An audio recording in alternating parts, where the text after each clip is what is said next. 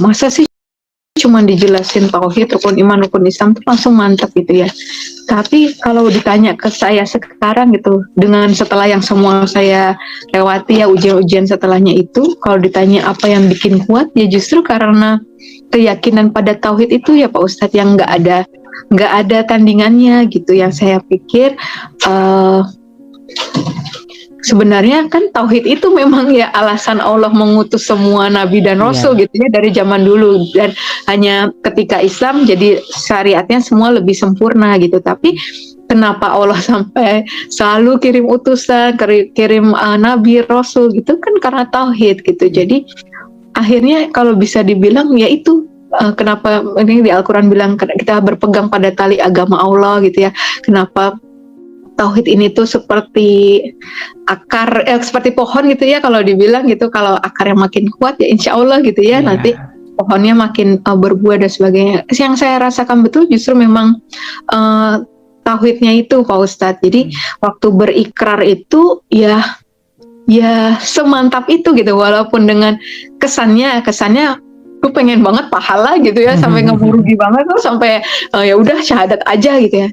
Tapi hari itu bener-bener bulat banget gitu ya. Saya udah berpikir no turning back gitu ya, no turning back, bukan yang main.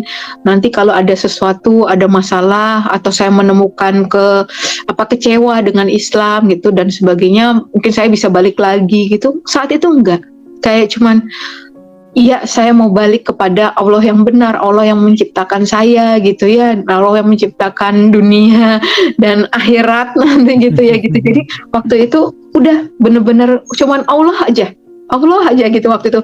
Apapun konsekuensi di depan, harga yang harus saya bayar ya udah gitu. Waktu yang ada di dalam hati semua itu gitu. Karena belum tahu tuh Pak Ustadz yang dibilang tadi nanti harus itu oleh orang lain malah yang menyampaikan. Saya enggak, dan saat itu saya juga nggak berpikir wah kemarin berarti Bu Ustazahnya jebak saya ini gitu. Beliau nggak jebak juga sih, kan beliau nggak nanya ya saya udah punya suami atau belum gitu kan. Jadi nah alhamdulillahnya saya nggak berpikir gitu sama sekali gitu. Ketika saya itu hari Ahad ya berarti saya syahadat, saya itu dikasih tahu saya hari Rabu tuh kan mulai ada WFH, WFO ya, baru masuk kantor lagi tuh hari Rabu.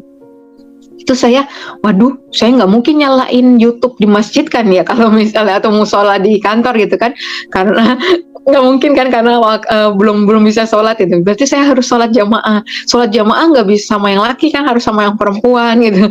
Jadi saya cerita lagi sama satu orang teman perempuan, tujuannya tadi untuk punya teman sholat jamaah gitu kan. Terus saya cari tuh teman kantor siapa ya yang sama ngelihat solehannya segampang, yang jilbabnya paling panjang. Saya jarang gitu ya hubungan sama beliau, sampai saya, Bu, boleh nggak ngobrol sebentar di musola, lagi ngomongnya di musola gitu kan. Mungkin si ibu juga berpikir aneh banget Dokter Karissa di musola gitu. Terus waktu di musola saya bilang, Bu, Ahad kemarin saya syahadat. Allahu Akbar gitu beliau, sama terus langsung nangis gitu. Terus habis nangis tapi begini, Dokter Karissa mikir nggak sih, katanya gitu. Habis ini mau apa gitu, anak-anak gimana, seperti itu. Terus tahu nggak, sejak kemarin Dokter Karissa bersyahadat, Dokter Karissa haram hubungan sama suami. Oh iya, saya gitu ke ibu tuh. Terus langsung saya, ya udah, di hati saya nggak ada aduh gini lagi, enggak. Terus cuma saya pikir, berarti nanti pulang saya tidurnya udah pindah ke kamar anak, yang kayak gitu-gitu. Enggak berpikir ribet gitu, bener-bener ya. Kalau ditanya abis ini mau gimana, nggak tahu, pokoknya jalanin setapak demi setapak kan, kalau bisa dibayangkan gitu. Semua nanya abis ini gimana, saya selalu bilangnya nggak tahu gitu. Bener-bener pasrah gitu kali ya gitu sama Allah gitu. Jadi memang saat itu mikirnya ya cuman bersyukur aja gitu ya, kayak nggak mungkin banget saya tuh dipilih Allah untuk dapat petunjuk gitu ya, tapi kok ya dipilih dalam status kondisi seperti ini gitu ya. Siapa suami saya seperti apa, anak saya sudah 3 gitu kan gitu. saya tahu itu bakal cari masalah berantakan gitu, tapi ya udah pasrah aja gitu benar-benar sama Allah, kayak udah saya ketemu Allah yang benar gitu. Allah kan Maha segala-galanya, kalau saya kehilangan segala-galanya juga Allah yang Maha mengembalikan juga. Kalaupun Allah nggak kembalikan ya udah gitu. Allah itu udah lebih dari Iya. cukup buat saya. Waktu itu udah pikiran gitu aja Pak Ustadz.